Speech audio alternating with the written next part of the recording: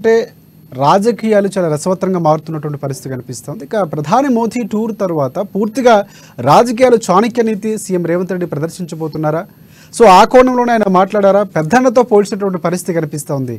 రాష్ట్రాలకు ప్రధాని మోదీ పెద్దన్న పాత్ర వహిస్తున్నారని కూడా కితాబులు ఇచ్చినటువంటి పరిస్థితి కనిపిస్తుంది. అలాగే తెలంగాణ రాష్ట్ర అభివృద్ధిలో, హైదరాబాదు అభివృద్ధిలో సహకరించాలని కూడా పూర్తి స్థాయిలో సీఎం రేవంత్ రెడ్డి నిన్న జరిగినటువంటి ఆదిలాబాద్ సభలో చెప్పినటువంటి పరిస్థితి కనిపిస్తుంది. అలాగే కేంద్ర ప్రభుత్వం పూర్తి సహకారం ఉంటుందని, నాకు కుటుంబం అంటూ ప్రత్యేకంగా లేదు, నా భారతదేశ ప్రజలు 170 కోట్ల ప్రజలు మాత్రమే నా ప్రభుత్వం, అదే నా కుటుంబం అని కూడా చెప్పినటువంటి పరిస్థితి. సో ఇంకా ప్రధానంగా కొన్ని మాట్లాడాల్సి వస్తే గుజరాత్ అభివృద్ధికి ఎలా సహకరించారో, అలాగే మా ప్రభుత్వానికి ఆంధ్రప్రదేశ్ రాష్ట్రంలో ఉన్నటువంటి విడిపోయిన తర్వాత హైదరాబాద్ అభివృద్ధికి పూర్తిగా సహకరించాలని కూడా చెప్పినటువంటి పరిస్థితి కనిపిస్తుంది. సో ఇక్కడ బీఆర్ఎస్ పాత్రకు సంబంధించి గత ప్రభుత్వం, ఈ ప్రభుత్వం రెండు కూడా ఒకలాగే ఉన్నాయని కూడా మోదీ కొన్ని వ్యాఖ్యలు చేసినటువంటి పరిస్థితి కనిపిస్తుంది.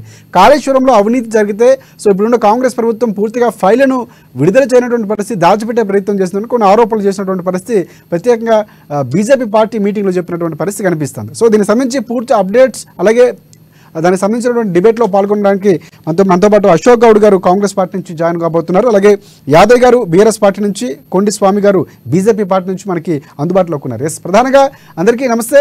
ముందుగా డిబేట్ పాయింట్లో, స్పెషల్ డిబేట్లో సమైక్య స్ఫూర్తితో పూర్తిగా రాష్ట్రానికి సహకరించండి అని నేను సీఎం రేవంత్ రెడ్డి చెప్పినటువంటి పరిస్థితి కనిపిస్తుంది. బీజేపీ పార్టీకి సంబంధించి పూర్తిగా ప్రధాని మోదీని గత ప్రభుత్వం, ఈ ప్రభుత్వం చిన్న వ్యత్యాసం చూడాల్సిన అవసరం ఉంది.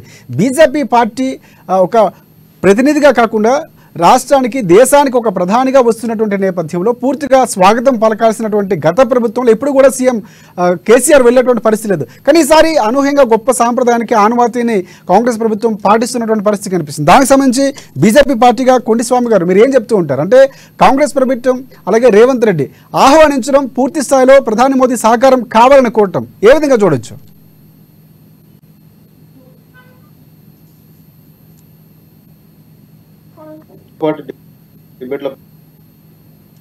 చెప్పండి స్వామి గారు. నరేంద్ర మోడీ గవర్నమెంట్ లో జరిగిన ప్రతి విషయాలకు గత ప్రభుత్వంలో ఉన్నప్పుడు కేసీఆర్ గారు ఏది దేనికి కూడా మన ఎత్తేడ్చిన అవసరం లాగా ఎక్కడ కూడా కేంద్ర ప్రభుత్వం విమర్శించుకుంటూ ఎప్పుడు బిడ్డను కాపాడుకోవడానికి తెరచాటు ముందు పోయి నరేంద్ర మోడీ గారి దగ్గర కానీ, అమిత్ షా గారి దగ్గర కానీ అక్కడ లోపాయ ఒప్పందాలకు ప్రయత్నం చేసిన అమిత్ షా గారు కానీ, మన కేంద్ర పెద్దలు కానీ ఎవరు కూడా ఇంటికి కనీసము కడప కూడా దాటని పరిస్థితిలో ఉండే. అయితే రేవంత్ రెడ్డి గారు నూతన ప్రభుత్వం ఏర్పడ్డది, తెలంగాణ వచ్చిన తర్వాత రెండోసారి రేవంత్ రెడ్డి గారికి అతి చిన్న వయసులో ముఖ్యమంత్రి కావడం జరిగింది. రాష్ట్ర ప్రభుత్వానికి ఏదో చేయాలి అన్న ఆ భయం ఉందా, లేక రాష్ట్ర ప్రజల మీద ప్రేమ ఉందా? కానీ ఈయన సభలో మాత్రం నరేంద్ర మోడీ గారికి దృష్టిలో పడడానిక, లేక రాజకీయ కుళ్ళు కుతంత్రాలకు ఆయన సీఎం గిట్ట దింపేస్తారని, వాళ్ళకున్న మంత్రి వర్గంలో వాళ్ళకు పోరు నడుస్తుందని తెరసాటుకని అదొక అభిప్రాయమా?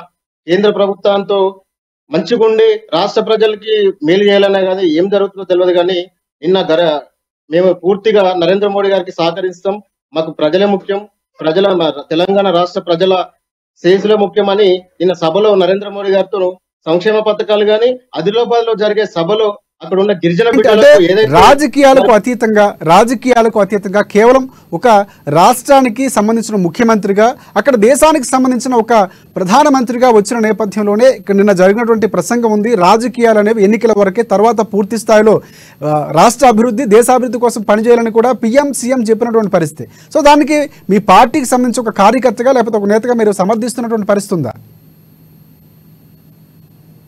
మేము మా పార్టీగా మేము సమర్థించేది ఏముంటదండి?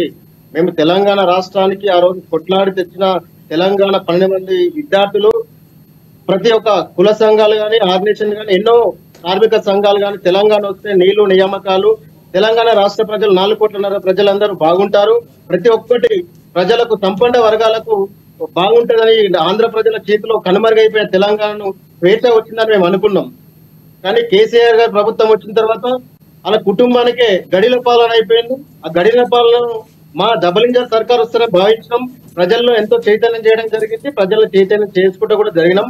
కాకపోతే మా లాంట్లకు కొంచెం అక్కడిక్కడ ఒడదొడుకున్నాయి కాబట్టి ప్రభుత్వం ఏర్పాటు చేయడంలో కొంచెం ఎంకందులు ఉన్నామని ఒప్పుకుంటున్నాం.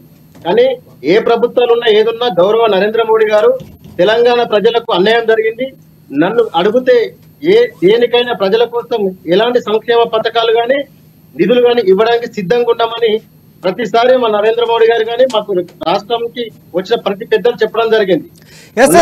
ఇక్కడ స్వామి గారు అంటే గత ప్రభుత్వంలో ఏర్పడినటువంటి తెలంగాణ నినాదంతో తెలంగాణ సెంటిమెంట్ తో ఏర్పడినటువంటి టీఆర్ఎస్ పార్టీ, అప్పుడే టీఆర్ఎస్ పార్టీ తర్వాత బీఆర్ఎస్ గా మారింది. సో అప్పటి ప్రభుత్వంలో పూర్తిగా కేంద్రానికి ఇవ్వాల్సినటువంటి డిపిఆర్ కు సంబంధించి కానీ పూర్తిగా ప్రాజెక్టులకు సంబంధించిన పూర్తి సహకరించకపోవడం వల్లే అభివృద్ధి జరగలేదు, ఇంకా పూర్తి స్థాయిలో రావాల్సిన నిధులు రాలేదనేది మీ మాట అనుకోవచ్చా?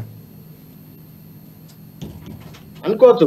ఇప్పుడు కేంద్ర ప్రభుత్వం ఏం చేసింది, అక్కడ ఉన్న రైతు తెలంగాణలో రైతు ఆత్మహత్యలు ఎన్ని జరిగాయంటే ఏం జరగలేవని కేవలం ఒక 25 బెనిఫిషియరీ రైతులనే పంపించడం జరిగింది. అలాగే ప్రాజెక్టు ఇంజనీర్ లో ప్రాబ్లం ఉన్నది, ఆ ప్రాజెక్టు మేము కట్టడానికి మేము పూర్తిగా దానికి మంచి ఒక రిపోర్ట్ ఒక స్టేట్మెంట్ పంపించాలంటే అందులో పంపించడంలో విఫలమైపోయింది. కేవలం వాళ్ళ కమిషన్ల కోసమే మాత్రం తప్ప కేంద్ర ప్రభుత్వానికి నివేదిక ఇచ్చట్లో రాష్ట్ర ప్రభుత్వం అప్పుడున్న ప్రభుత్వం కేసీఆర్ గారు కానీ తన్నీర్ హరీష్ రావు గారు కానీ వాళ్ళ కమిషన్లు దండుకోవడానికి చెప్పింది, కానీ ఎక్కడ కూడా ఒక్క నివేదిక కూడా రాష్ట్ర ప్రభుత్వం నుంచి కేంద్ర ప్రభుత్వానికి పంపించడంలో ఫెయిల్ అయింది. ఎస్